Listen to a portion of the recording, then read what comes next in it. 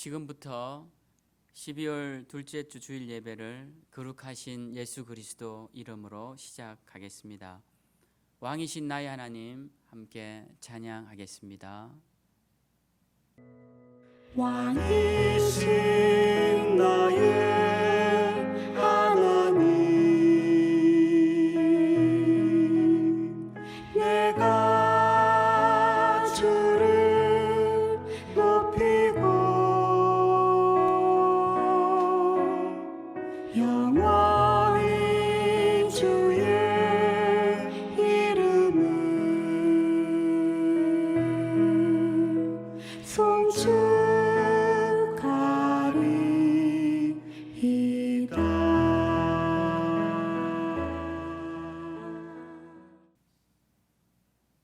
기도하겠습니다. 하나님 아버지 감사합니다. 오늘도 거룩한 주일 저희들을 주님의 예배의 자리로 앉게 하시고 하나님 앞에 예배함으로 이 거룩한 주일을 또 성수하게 하심을 감사를 드립니다. 하나님, 우리가 비록 흩어진 자리에서 각자의 처소에서 주님의 이름 앞에 섰지만 하나님, 우리의 예배의 시간을 주님 받아주시고 예배의 자리 가운데 임재하셔서 하나님의 영광이 나타나며 또 하나님께 큰 영광 돌리는 복된 시간이 되게 하여 주시옵소서. 이 예배의 시작과 끝을 주님께 의탁드립니다. 주님 홀로 영광 받아주실 줄 믿고 살아계신 예수님 이름으로 기도하옵나이다. 아멘.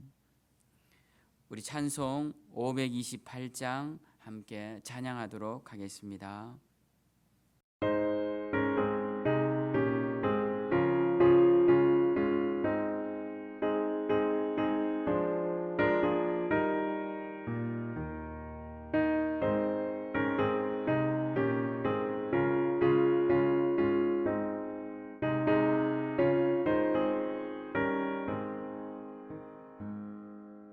예수가 우리를 부르는 소리 그 음성 부드러워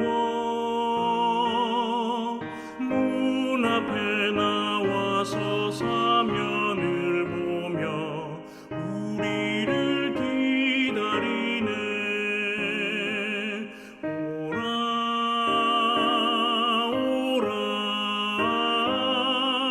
방황치 말고 오라. 죄 있는 자들아 이리로 오라. 주 예수 앞에 오라. 간절히 오라고 부르실 때에 우리는 지체하랴. 주님의 은혜를 왜 아니 받고 못 들어가랴.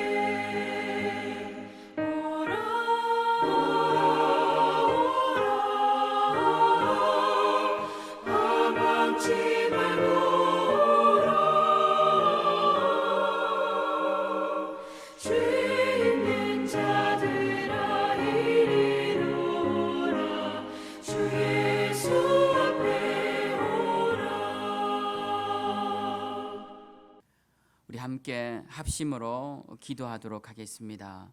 우리 이 시간 기도하실 때는 우리 나라와 민족을 위해서 기도해 주시고 코로나로 인하여서 고통당하는 자들을 위해서 기도해 주시며 속히 이 코로나19가 물러가므로 모든 것이 정상으로 돌아가게 하시고 또 예배가 정상으로 돌아올 수 있도록 하나님 역사해 달라고 기도해 주시고 또 우리 한국 교회를 위해서 기도해 주시되 이 일로 인하여서 우리 교회들이 더욱더 새롭게 한 단계 도약하고 발전하며 주님 앞에 새로워지는 교회가 될 수 있도록 우리 한국 교회와 또 우리 생명샘 교회를 위해서 기도해 주시고 우리 교회 가운데 특별히 연약한 지체들과 또 사명 맡은 자들 위해 기도해 주시고 2020년도 은혜 가운데 잘 마무리하고 2021년도에는 주님 주시는 능력으로 또다시 우리 교회가 도약하고 하나님께 영광 돌리는 귀한 교회 되게 해달라고 우리 또 예배를 위해서 우리 합심으로 함께 기도하도록 하겠습니다. 하나님 아버지 감사합니다. 오늘도 이 시간 저희들 주님의 전으로 불러주시고 한마음 한뜻으로 함께 예배하며 영광 돌리게 하심을 감사를 드립니다. 하나님 비록 육신은 떨어져 있지만 마음은 하나 되어 하나님께 영광 돌리는 귀한 시간이 되게 하여 주시옵소서. 특별히 하나님 아버지 이 시간 코로나로 인하여서 고통당하는 자들을 위해서 기도합니다. 하나님 참으로 전 세계가 이 코로나로 인하여서 고통 가운데 있사오니 하나님 긍휼히 여겨주시고 속히 이 위기를 벗어나게 하여 주시며 이 코로나의 전염병을 극복할 수 있도록 은혜 다하여 주시옵소서. 특별히 이 나라의 민족 가운데 주님 함께하여 주시고 국론이 분열되어 여러 가지 어려운 상황에 있습니다. 백성들은 코로나로 인하여서 고통 가운데 있습니다. 하나님 이 국민을 주님 기억하여 주시고 이 나라의 백성을 기억하여 주셔서 주님 속히 위기로부터 극복하게 하시고 또 이 나라가 다시 새 힘을 내어 서로 한마음 한뜻으로 세계 열강 가운데 또 이 민족이 우뚝 설 수 있게 하시고 복음의 나팔수가 되어 전 세계 열방 가운데 주의 이름을 전하는 복음의 통로가 되게 하여 주시옵소서. 남과 북이 서로 대치된 가운데 있사오니 하나님 분단된 족을 불쌍히 여겨주시고 하나님 은혜 가운데 평화로운 이 땅이 될 수 있도록 은혜 베풀어 주시옵소서. 하나님 특별히 하나님 한국교회를 위해서 기도합니다. 하나님 우리 교회들이 이 코로나로 인하여서 여러 가지 어려운 상황에 있사오니 하나님께서 교회들을 기억하여 주시고 교회들이 서 있는 자리마다 하나님 영광 나타나게 하여 주시며 이 위기를 잘 견디게 하시며 또 이 위기를 통하여서 다시 기회를 삼아 우리 교회들이 더욱더 하나님 앞에 새로워지는 역사가 일어나게 하여 주시옵소서. 특별히 우리 생명샘 교회를 기억하여 주시고 하나님 우리 재단 가운데 세워주신 주의 사명자들 사명 잘 감당케 하여 주시고 2020년도 한순간에 지나갔지만 2021년도에는 더욱더 사명 잘 감당할 수 있도록 힘과 능력 다하여 주시고 또 우리 연약한 지체들은 주님 은혜를 베푸셔서 주님 주시는 새 힘으로 새로워지게 하시고 회복되게 하시고 치유함을 받아 하나님께 영광 돌리는 역사가 일어나게 하여 주시옵소서. 주님 오늘도 주님 하나님 앞에 예배하는 우리 생명샘 교회 귀한 지체들 기억하여 주시고 예배의 자리를 통해 하나님 영광 받아 주시며 하나님 홀로 임재하여 주시고 우리도 예배를 통해 큰 은혜 받는 복된 시간이 되게 하여 주시옵소서. 주님께 모든 것을 의탁드립니다. 주님 영광 받아 주실 줄 믿고 살아계신 예수님 이름으로 기도하옵나이다. 아멘. 우리 시간 교회 소식 나누겠습니다. 코로나가 더욱 확산되고 있습니다. 그런 관계로 다음 주까지도 우리 새벽 기도는 자율적으로 하고 또 수요 예배는 오디오로 그리고 주일 예배는 영상으로 올려드리도록 하겠습니다. 한 주 동안 또 코로나의 위협 가운데 잘 이기시고 또 조심하셔서 건강한 모습으로 또 좋은 소식 주고받는 우리 생명샘교회 모든 성도님들이 되시길 부탁을 드립니다. 우리 시간 성경 함께 보도록 하겠습니다. 호세아 6장 1절부터 6절 말씀입니다. 제가 봉독하도록 하겠습니다. 오라 우리가 여호와께로 돌아가자. 여호와께서 우리를 찢으셨으나 도로 낫게 하실 것이요 우리를 치셨으나 싸매어 주실 것임이라. 여호와께서 이틀 후에 우리를 살리시며 셋째 날에 우리를 일으키시리니 우리가 그의 앞에서 살리라. 그러므로 우리가 여호와를 알자, 힘써 여호와를 알자. 그의 나타나심은 새벽빛같이 어김없나니 비와 같이 땅을 적시는 늦은 비와 같이 우리에게 임하시리라 하니라. 에브라임아, 내가 내게 어떻게 하랴? 유다야, 내가 내게 어떻게 하랴? 너희의 인애가 아침 구름이나 시 없어지는 이슬 같도다. 그러므로 내가 선지자들로 그들을 치고 내 입의 말로 그들을 죽였노니 내 심판은 비처럼 나오느니라. 나는 인애를 원하고 제사를 원하지 아니하며 번제보다 하나님을 아는 것을 원하노라. 아멘. 우리 시간 이 말씀을 통하여서 하나님께로 돌아가자라는 주제로 말씀을 함께 나누고자 합니다. 코로나19가 다시 확산되고 있습니다. 그로 인해 우리 예배도 다시 비대면 영상 예배로 바뀌게 되었습니다. 이럴 때일수록 우리 신앙을 더 잘 지켜야 할 것입니다.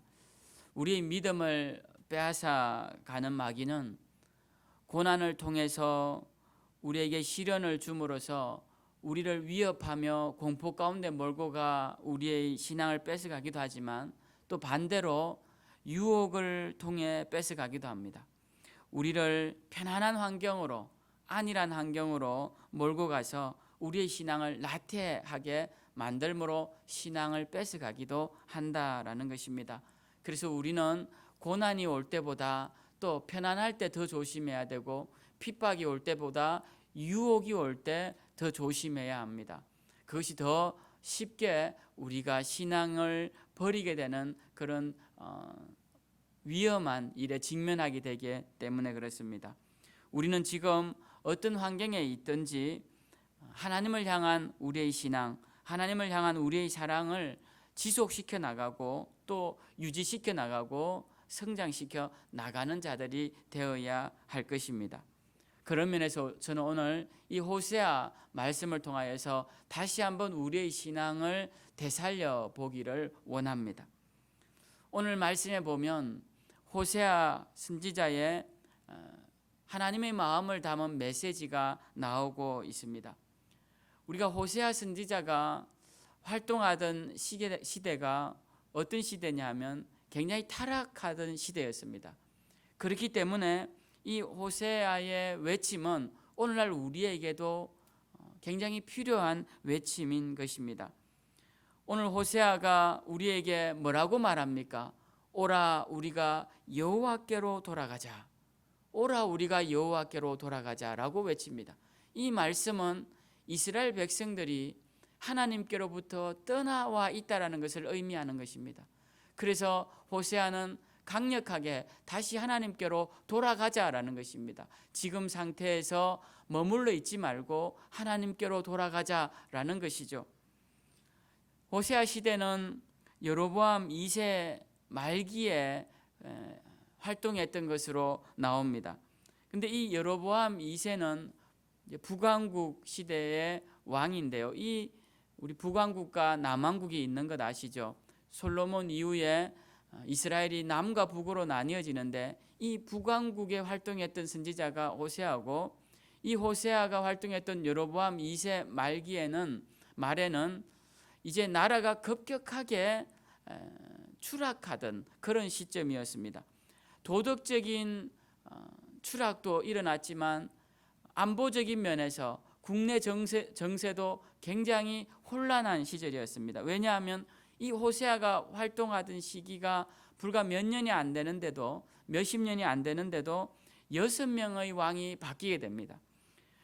그래서 결국 나라가 멸망하던 시기까지 호세아가 나라가 멸망한 걸 본지 안 본지는 정확히 모르지만 나라가 멸망하던 시기, 그때가 남쪽에는 히스기야 왕이 통치하던 시기였는데요. 그 히스기야 왕을 알고 있는 것으로 봐서 호세아는 마지막 이스라엘의 멸망 시기점까지도 활동을 했다라고 볼 수 있습니다. 그런 면에서 호세아는 6명의 왕을 겪을 정도로 혼탁한 시대에 그리고 혼란한 시대에 살았다라는 것입니다. 이때는 왕도 타락했고, 당연하겠죠. 왕은 그에게 주어진 권력 때문에 타락합니다. 그래서 새로운 왕이 그를 또 그 왕조를 엎고 새로운 왕조를 또 만들고 이렇게 계속 해나갔습니다. 그렇기 때문에 왕들은 타락한 건 말할 것 없지만 그 당시에 종교 지도자들까지도 이미 타락해 있었습니다. 제사장들도 타락해 있었습니다. 왕이 잘못하고 정치인들이 잘못하고 관료가 잘못하면 선지자들이 나서서 제사장들이 나서서 하나님께로 돌아가져야 되는데 이 제사장들까지 다 타락해 버렸던 시대였던 것입니다. 그래서 호세아는 이 타락한 시대를 뭐라고 말을 하느냐 하면은 호세아 4장 1절에서 2절에 보면 이렇게 말합니다. 이 땅은 진실도 없고 인애도 없고 하나님을 아는 지식도 없는 시대다라고 말을 합니다. 지금 호세아가 살고 있는 시대는 진실도 없고 인애도 없고 하나님을 아는 지식도 없고 오직 저주와 속임과 살인과 도둑질과 간음뿐이요 포악하여 피가 피를 뒤잇는 시대다라고 고백하고 있습니다. 이걸 표준 세번역에는 뭐라고 번역하고 있냐면 더 우리에게 와닿는 표현으로 이렇게 번역합니다. 이 땅에는 진실도 없고 사랑도 없고 하나님 아는 지식도 없다. 있는 것이라고는 저주와 사기와 살인과 도둑질과 간음뿐이다. 살육과 학살이 거칠 사이가 없다. 이렇게 고백하고 있습니다. 호세아의 시대는 참으로 암울한 시대였던 것입니다. 그들의 도덕적 타락은 말할 것도 없고 하나님을 향한 신앙은 이미 버렸고 거기에는 이제 저주와 사기와 살인과 각자의 이기적인 탐욕과 육체의 정욕을 따르는 간음밖에 없더라는 것입니다. 이런 시대에 호세아가 살고 있었던 것입니다. 호세아는 이 시대에, 이 암울한 시대에 하나님의 말씀을 받드는 종이었습니다. 하나님께서 그 어두운 시대에 호세아를 통하여서 빛을 던져주신 것입니다. 호세아를 통하여서 하나님의 마음을 전달하신 것입니다. 그 시대에 누구도 하나님의 말씀을 담을 자가 없어서 하나님께서 이 호세아에게 하나님의 마음을 담아 하나님의 마음을 전하기로 다짐하시고 결정하시고 호세아를 통하여서 하나님의 마음을 전하게 하십니다. 그 내용이 무엇이냐? 바로 오늘 우리가 읽은 6장의 말씀입니다. 호세아가 하나님의 마음을 담아 뭐라고 외칩니까? 하나님께로 돌아가자. 하나님께로 돌아가면 그분이 우리를 싸매어 주시고 그분이 우리를 치료해 주시고 그분이 우리를 지켜주실 것이다. 그러니 돌아가자. 이렇게 말을 하는 것입니다. 오늘 읽은 1절 말씀을 한번 보십시다. 오라 우리가 여호와께로 돌아가자. 여호와께서 우리를 찢으셨으나 도로 낫게 하실 것이요 우리를 치셨으나 싸매어 주실 것임이라. 이렇게 외치고 있습니다. 우리는 문제가 발생하면 여호와 하나님께로 돌아가야 합니다. 우리가 어려운 일이 생기면 가장 먼저 기억해야 할 분은 여호와 하나님이십니다. 우리가 힘들고 어려운 순간 방황하고 그 자리에서 실망하고 낙담할 것이 아니라 우리는 기억해야 할 곳이 있고 돌아가야 할 곳이 있다라는 사실을 생각해야 합니다. 저는 16살 때부터 객지 생활을 했습니다. 객지 생활을 어린 나이에부터 하는데 저는 특별히 주말이면 집을 갈 수 있는 상황이 못 되었습니다. 그 섬을 가기 위해서는 방학이 되었어야 고향으로 돌아갈 수 있었습니다. 그래서 학기 내내 집으로 돌아가지 못하고 어려운 일이 있을 때, 참 괴로운 일이 있을 때마다 혼자서 극복해야 했습니다. 그런데 그렇게 극복할 때마다 제 마음속에 있었던 분명한 확신이 있는데 그건 뭐냐면 나는 돌아갈 집이 있다라는 것입니다. 그리고 그 돌아갈 집에 그 집에 가면 언제든지 내 편이 되어 주시고 나를 위로해 주시고 나의 문제를 해결해 주실 분이 계시다라는 사실을 제가 확신하고 있었다는 거죠. 고향에 돌아가면 부모님이 계시고 그 부모님은 나의 문제를 들어주시고 해결해 주신다는 겁니다. 거기에 대한 신뢰는 확실했던 것이에요. 그래서 언제든지 내가 어려우면 돌아가리라. 그래서 고등학교 1학년 때 실제로 저는 학교를 그만두고 이제 집으로 돌아가겠다라고까지 이야기를 했습니다. 너무 힘들고 집이 그리워서 그런 말을 했죠. 집으로 돌아가면 언제든지 나를 반기는 분들이 계시기 때문에 그렇다라는 것입니다. 우리가 돌아갈 집이 있다라는 것은 현재를 이길 수 있는 큰 힘이 되는 것이죠. 그리고 정말 우리가 어려운 순간이 되면, 정말 내가 해결할 수 없는 순간이 되면 집으로 돌아가야 하는 것입니다. 이 집으로 돌아가야 함에 대해서 아주 잘 가르쳐주는 말씀이 있습니다. 바로 탕자의 비유인 것이죠. 예수님께서 하신 비유의 말씀입니다. 이 탕자의 비유를 보면 어떤 아버지에게 아들이 둘이 있습니다. 근데 큰아들은 부모님 곁에서, 아버지 곁에서 부모님의 일을 도우며 또 열심히 생활하고 부모님 마음을 편안하게 해주는 그런 아들이었습니다. 근데 둘째 아들은 그렇지 못하였습니다. 그래서 돌아가시지도 않은 아버지에게 유산을 달라고 그렇게 요구를 합니다. 아버지 어차피 죽으면 나에게 유산 줘야 되지 않느냐라고 하면서 아버지의 유산을, 돌아가시지도 않은 아버지의 유산을 달라고 하는 그런 폐악한 자녀였습니다. 아버지가 결국 그 요구를 못 이기고 둘째 아들에게 그에게 돌아갈 유산을 주죠. 그 유산을 가지고 그 아들은 어떻게 합니까? 우리가 잘 아는 대로 그 아들은 그걸 가지고 술을 마시고 창기들과 더불어 놀고 하면서 그걸 다 써버립니다. 그리고는 이제 그곳에서 돈이 떨어지니까 돼지가 먹는 지엄나무 열매를 먹으면서 끼니를 연명합니다. 그가 이제 그렇게 굶고 사람 대접도 받지 못하자 그 탕자가 생각해낸 것이 누구냐? 고향에 계신 내 부모님이라는 거예요. 고향에 가면 내 아버지가 계실 터인데 내가 그 집에 가면 이제 아들로서 내 역할은 다 끝났다. 유산까지 받아왔으니 그러나 내가 아버지 집에 가서 종으로라도 살면 되지 않겠냐. 그러면 내가 이 짐승 같은 대접은 받지 않을 것이다. 이렇게 생각하고 탕자가 집으로 돌아갑니다. 탕자가 한 가장 잘한 선택이 바로 이것이죠. 그가 모든 것을 다 잃어버리고 방탕하게 산 그 선택, 그 마지막 끝에 나는 끝났다라고 그것을 생을 마감하는 것이 아니라 그래도 돌아가봐야지. 그것이 탕자가 한 아주 중요한 결정이었습니다. 여러분, 우리도 마찬가지입니다. 우리는 돌아가는 것을 생각해야 합니다. 신앙에 있어서 우리 돌아가야 할 집이 있다는 걸 기억해야 돼요.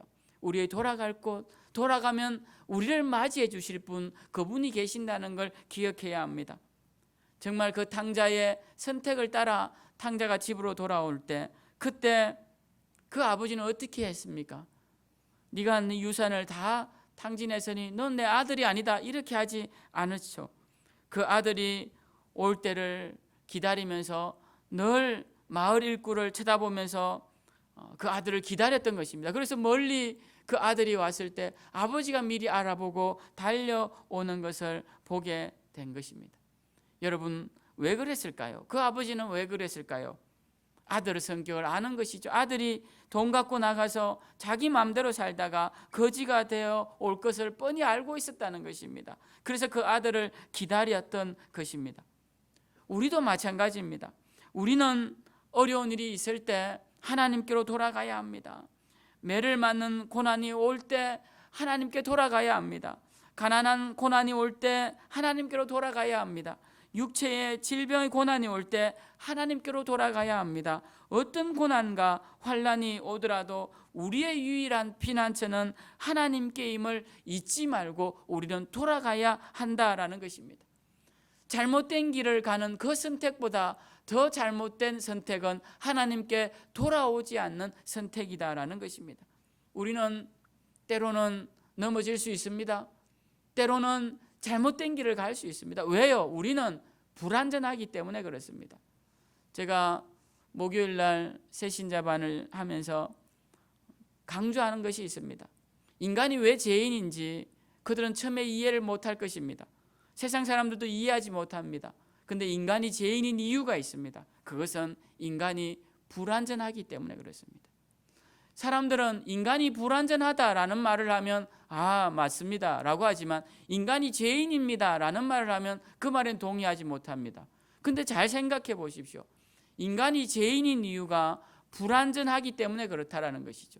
불완전하면 반드시 실수를 하게 되어 있습니다. 불완전하면 반드시 오해를 하게 되어 있습니다. 불완전하면 반드시 자기가 뜻한 바를 못할 수가 있습니다. 도덕적 선의 기준은 알지만 불완전하기 때문에 못할 때가 있다는 거예요. 그렇기 때문에 인간은 죄인이라는 거예요. 인간이 죄인이 안 되는 유일한 방법은 완전해야 하는데 완전할 수 없기 때문에 그렇다라는 거죠. 그래서 죄인인 우리는 우리의 죄를 위해 죽으신 예수 그리스도 없으면 살아날 방법, 죄인으로서의 그 죄값을 치르지 않을 방법이 없다라는 것입니다. 우리는 불완전합니다. 불완전하기 때문에 때론 죄를 짓습니다. 불완전하기 때문에 때론 넘어집니다. 불완전하기 때문에 우리는 시험에 들기도 합니다. 그러나 불완전하기 때문에 우리가 기억해야 하는 것은 그 어려운 순간, 실수한 순간, 실패한 순간 하나님께로 다시 돌아와야 한다는 겁니다. 하나님께로 다시 하나님을 향한 기억을 살리고 그 신앙으로 다시 돌아와야 한다라는 것입니다. 돌아가면 먼 동구밭 마을 입구어기를 바라보며 떠나간 탕자 아들을 기다리던 그 아버지처럼 우리 하나님 아버지께서 우리를 기다리고 계시고 우리를 맞이해 주신다라는 것입니다. 그렇기 때문에 우리는 하나님께로 돌아가야 하는 것입니다. 우리는 하나님이 이런 분임을 알아야 합니다. 하나님이 어떤 분이냐? 하나님은 바로 아버지의 마음으로 우리를 기다리고 계시는 분이시다라는 겁니다. 그렇기 때문에 우리는 돌아가기만 하면 됩니다. 제가 어릴 적 교회를 한 번도 빠진 적이 없었습니다. 주일학교 예배를 빠진 적이 거의 없었습니다. 제 기억에는 없었던 것 같아요. 근데 주일학교 오전 9시 예배를 드릴 때면 항상 TV에 만화 영화를 그 시간에 했었습니다. 그걸 조금이라도 더 보고 예배를 가려고 했던 기억은 있지만 예배를 빠진다는 거, 예배 시간에 넣는다는 거, 그런 것은 상상할 수가 없었습니다. 근데 어느 날 초등학교 6학년에 졸업을 하고 졸업 파티를 친구네 집에서 열게 되었습니다. 친구 어머니가 맛있는 음식을 해주시고 우리는 밤늦게까지 친구들끼리 모여서 놀다가 그날이 토요일이었는데 주일날 아침 늦게까지 제가 잠을 자버린 것입니다. 저는 주일학교 예배를 빠져본 적이 없는데 이제 저는 큰일 난 것입니다. 예배를 빠져서 문제가 있는 것은 뭐냐면 어머니께 혼이 나는 것입니다.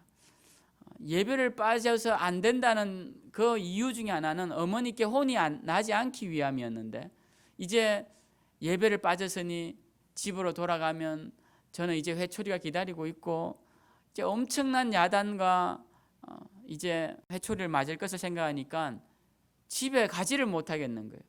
그래서 집 주변을 맴돌았습니다. 이제 들어가면 어머니 불호령만 떨어질 텐데 큰일 나서 들어가지를 못하고 있는데 그래도 안 들어갈 수 없어서 집에 들어갔더니 어머니가 회초리는커녕 야단은커녕 그냥 다시는 그러지 말아라 그러시고 끝내시는 거예요. 정말 그때 너무 제가 기분이 좋았습니다. 벌써 수십 년 전 이야기를 제가 그 사건을 기억하는 것이 얼마나 그 마음이 제가 졸였던지 그것을 제가 지금도 기억이 납니다.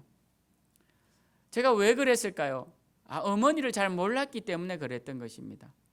어쩔 수 없는 상황에서 그 상황을 이해해 주시는 분이 어머님을 생각지 못하고 무조건 야단만 치는 분으로 어머니를 생각하고 있었기 때문에 그런 것이죠.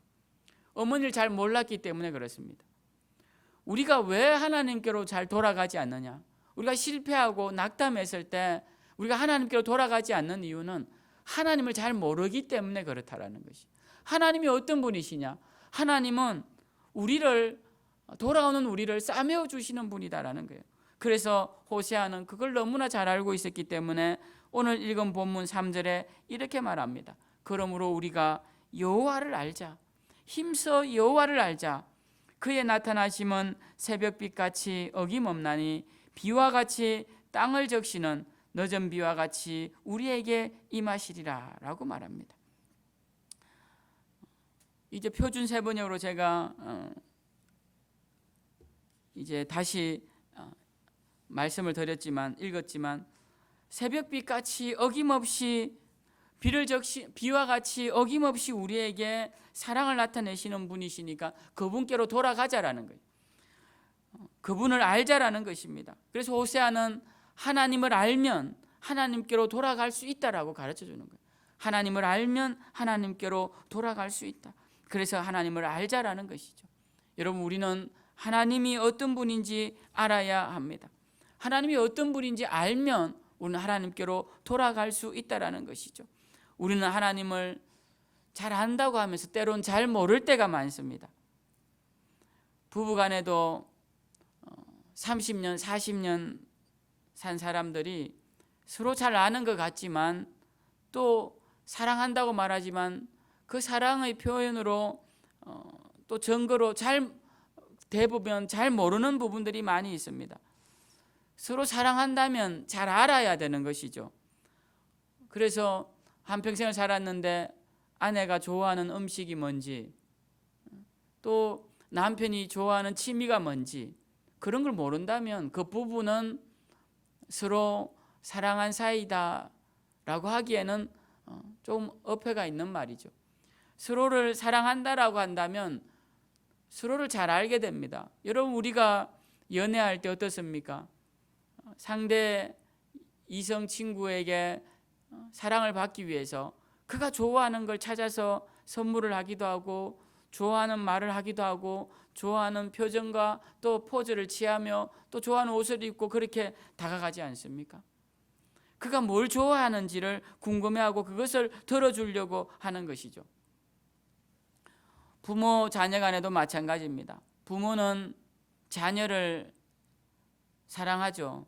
세상에 가장 아끼는 존재죠. 그래서 부모는 자녀를 말로만 사랑하지 않습니다. 자녀가 좋아하는 걸 다 알고 있습니다. 얘가 어떤 음식을 좋아하는지. 그래서 얘의 좋아하는 음식을 절개해 주죠. 또 얘가 어떤 일을 좋아하는지, 심지어는 얘가 생활 습관이 어떤지, 잠이 많은지, 늦잠을 자는지, 늦게까지 안 자는지 이런 생활 패턴까지 다 알고 있습니다. 왜? 사랑하니까. 관심이 있으니까. 근데 자녀는 부모의 좋아하는 것을 잘 모르는 경우가 많습니다. 왜 그럴까요? 부모에게 별 관심이 없어서 그렇습니다. 관심이 없다는 것은 부모를 별로 사랑하지 않기 때문에 잘 모르는 것입니다. 우리는 하나님에 대해서 알아야 합니다. 하나님을 사랑한다면 하나님을 아는 것이죠. 하나님이 무엇을 좋아하시는지, 하나님이 무엇을 싫어하시는지 우리는 알아야 한다라는 것입니다. 그것이 하나님을 사랑하는 자의 표현이다라는 것이죠. 오늘 읽은 본문 4절에 보면 이런 말씀이 있습니다. 에브라임아, 내가 네게 어떻게 하랴? 유다야, 내가 내게 어떻게 하랴? 너희의 인애가 아침 구름이나 쉬 없어지는 이슬 같도다. 이걸 세번역으로 한번 읽어보겠습니다. 나를 사랑하는 너희의 마음은 아침 안개와 같고 덧없이 사라지는 이슬과 같구나 라고 되어 있습니다. 그러니까 우리가 읽은 개역개정에는 너희의 인애가 아침 구름이나 쉬 없어지는 이슬 같다라고 되어 있는데요. 이걸 좀 더 마음에 와닿는 표현으로 바꾸어 보면 나를 사랑하는 너희의 마음은 아침 안개와 같고 덧없이 사라지는 이슬과 같다, 이렇게 표현하고 있습니다. 그러니까 하나님을 사랑하는 마음이 아침 안개와 아침 이슬처럼 아침에 잠깐 있는 그 안개와 이슬처럼 그렇게 조금밖에 없더라는 것입니다.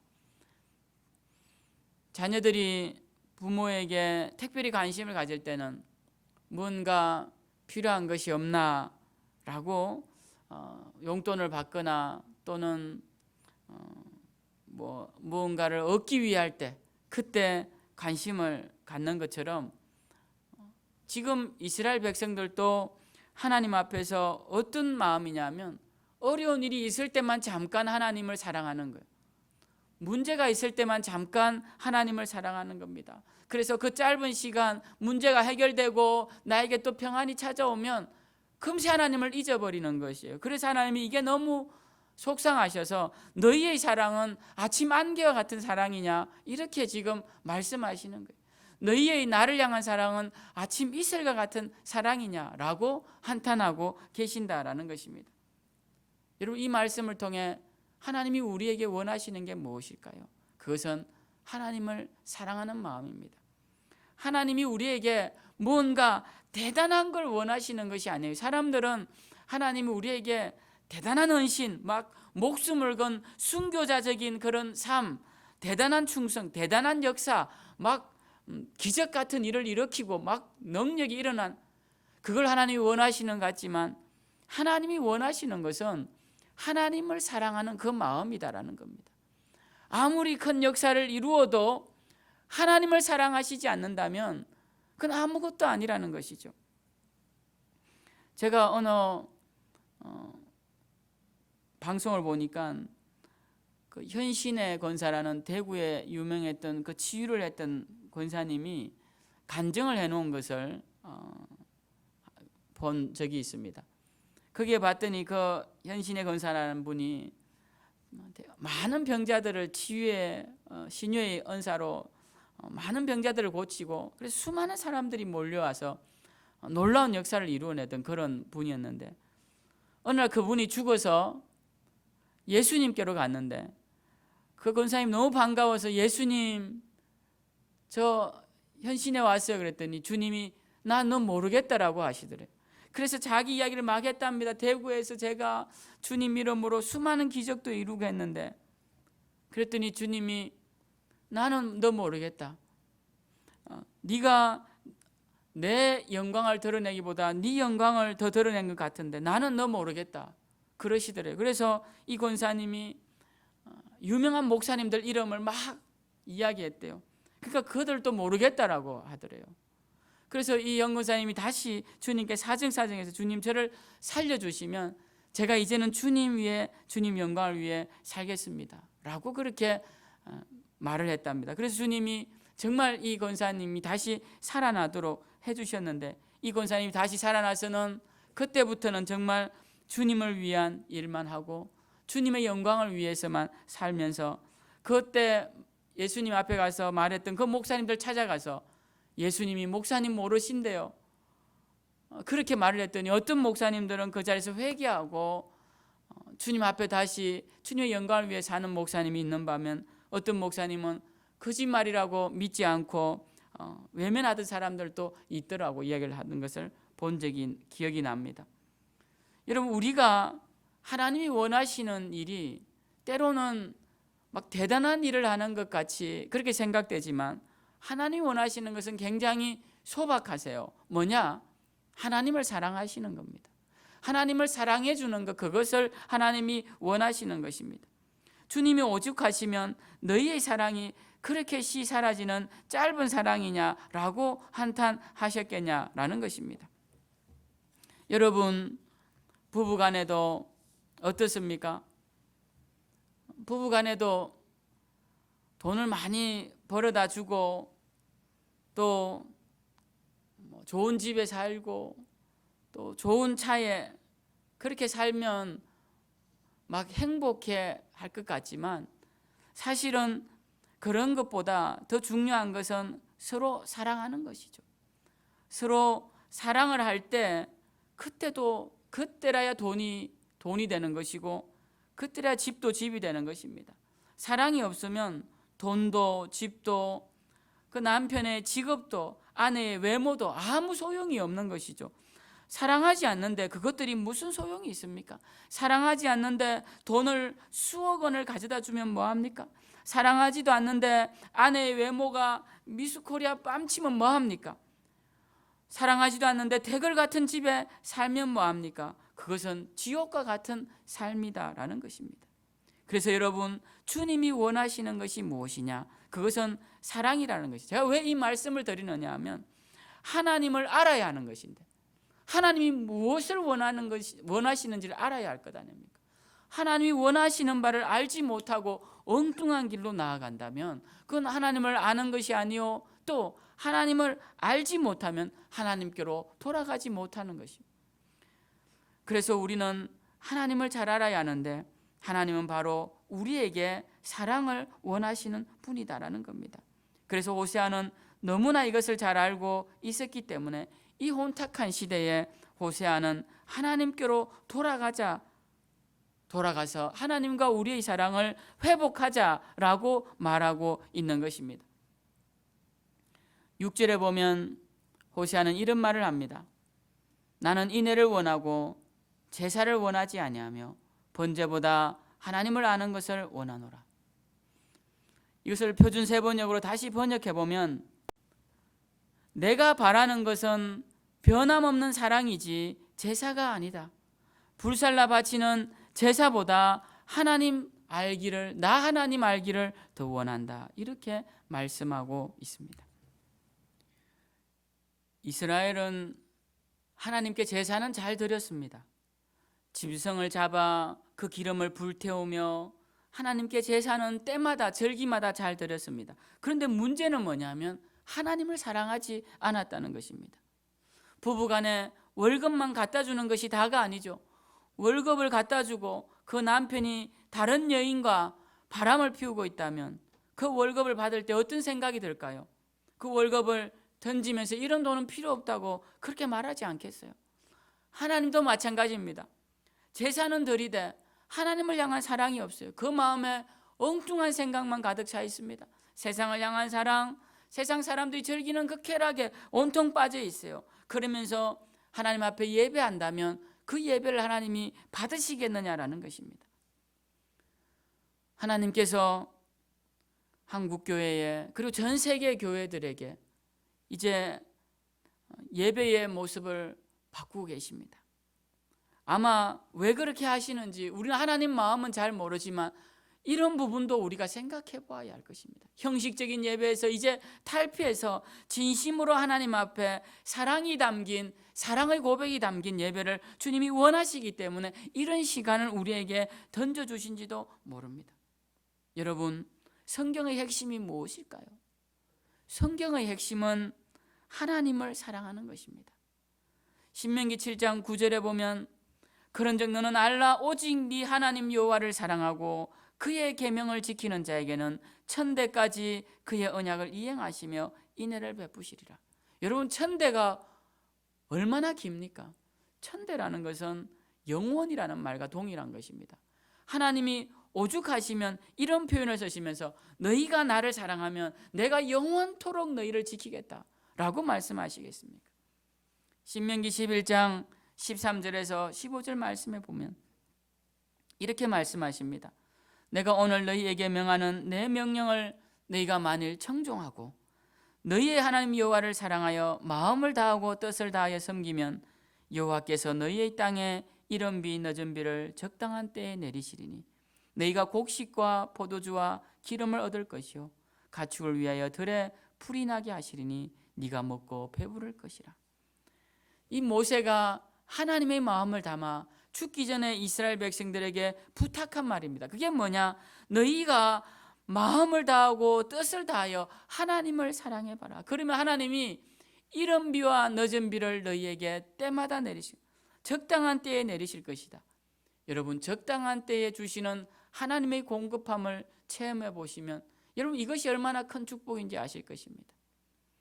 때에 맞게 양식을 주시고 때에 맞게 생명을 주시고 또 때로는 때에 맞게 죽음을 주신다면 그것만큼 행복한 삶이 어디에 있습니까?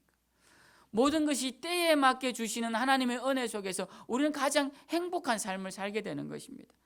그런데 모세가 뭐라고 말합니까? 여호와를 사랑하면 마음을 다하고 뜻을 다하여 여호와를 사랑하면 하나님이 이른 비 늦은 비를 적당한 때에 주시겠다는 거예요. 가장 적절한 순간에 유목민들에게 이른 비 늦은 비는 가장 중요한 것입니다.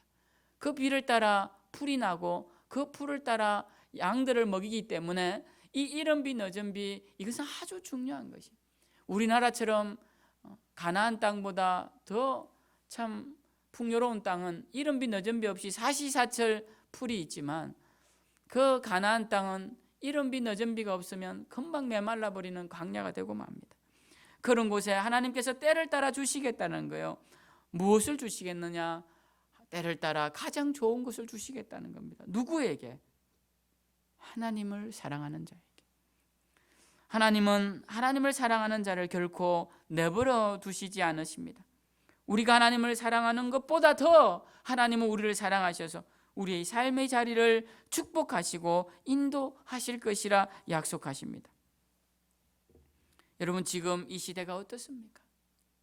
이 시대는 창조의 질서를 어겨서 세상이 피폐해지고 인간의 욕심을 따라 하나님이 주어진 것을 파괴하여서 그 결과물로 다시 인간이 파멸해가는 그런 시대에 우리가 지금 살고 있지 않습니까? 우리에게 닥쳐온 많은 질병들이, 우리로 인하여서 생겨난 질병들이 얼마나 많습니까? 우리가 당하는 이 고통들이, 우리가 파괴한 환경 때문에 당하는 고통이 얼마나 많습니까? 이 모든 것은 하나님의 창조의 질서를 어긴 인간의 욕심 때문에 일어난 것입니다. 하나님보다 자기 자신을 더 사랑하며 세상을 더 사랑하며 물질을 더 사랑하며 타인의 고통에 외면하며 자신의 이기적 탐욕에 찌든 사람들이 만든 그 결과물이 지금 우리가 먹고 마시는 것들이다라는 것입니다. 우리 그리스도인들조차도 하나님보다 자기 자신을 더 사랑하고 세상을 더 사랑하고 물질을 더 사랑하고 그렇게 살고 있다면 우리는 정말 회개해야 하는 것입니다. 세상은 이제 죄악으로 나아갑니다. 세상은 지금 파멸로 나아갑니다. 이럴 때 우리는 기억해야 합니다. 우리는 하나님께로 돌아가야 한다고. 세상이 잘못된 길로 나아갈 때, 친구들이 악한 길로 가자고 할 때, 세상의 흐름이 시류가 그렇다고 할 때 우리 그리스도인들은 아니라 우리는 돌아가야 할 곳이 있다라고 말할 수 있어야 합니다. 그리고 담대하게 그 무리에서 뛰쳐나와서 하나님께로 돌아가야 합니다. 하나님께로 돌아간다는 것은 하나님의 마음을 알아 그분의 뜻을 따라 살아가는 것을 의미하는 것입니다. 그분이 가장 기뻐하는 일, 그것을 행하는 것입니다. 그것이 무엇입니까? 바로 하나님을 사랑하는 것입니다. 오늘도 우리 생명샘 성도님들은 이 말씀 기억하셔서 단 한 분도 빠짐없이 세상 그 어떤 것보다 하나님을 더 사랑하셔서 그분의 뜻을 따라 살아가셔서 정말 하나님이 약속하신 그 놀라운 축복, 천대까지 이르도록 너희와 함께 하겠다라는 이 약속된 축복을 다 받아 누리셔서 주님께 영광 돌리시고 우리의 남은 생도 세상 그 누구보다도 행복하고 아름다운 생을 사시는 저와 여러분들 다 되시기를 주님의 이름으로 축원드립니다. 아멘. 기도하겠습니다. 하나님 아버지, 감사합니다.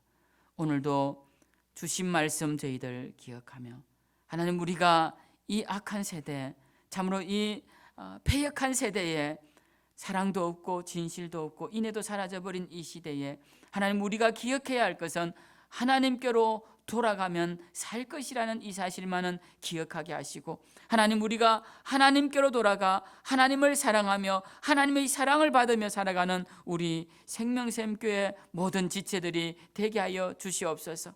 하나님, 우리가 때론 넘어지고 때로는 세상 가운데 나아간다 할지라도 주님, 그럴 때 우리가 돌아가야 할 집이 있다는, 돌아가면 우리를 반길 집이 있다는 것, 고향이 있다는 것, 아버지가 있다는 것을 기억하게 하시고 하나님을 기억하며 다시 돌아오는 귀한 우리 생명샘교회 성도님들이 다 되게 하여 주시옵소서. 지칠지라도 어려울지라도 주님 기억하며 늘 승리하는 우리 귀한 성도님들 되게 하실 줄 믿고 감사드리며 살아계신 예수님 이름으로 기도하옵나이다. 아멘. 우리 시간 찬송 525장 함께 찬양하도록 하겠습니다.